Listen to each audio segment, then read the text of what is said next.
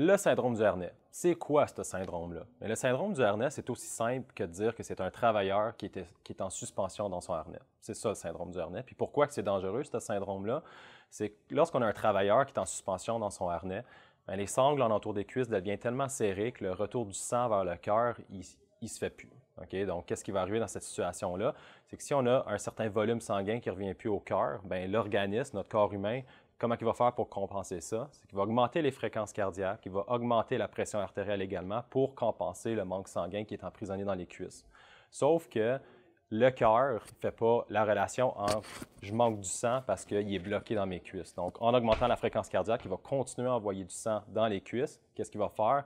C'est que ça va diminuer le volume total du sang disponible dans l'organisme, ce qui va faire qu'on va baisser notre fréquence cardiaque puis qu'on va également baisser notre pression artérielle. Ça, c'est les dernières étapes avant qu'on perde connaissance. Puis là, quand on perd connaissance, pourquoi on perd connaissance?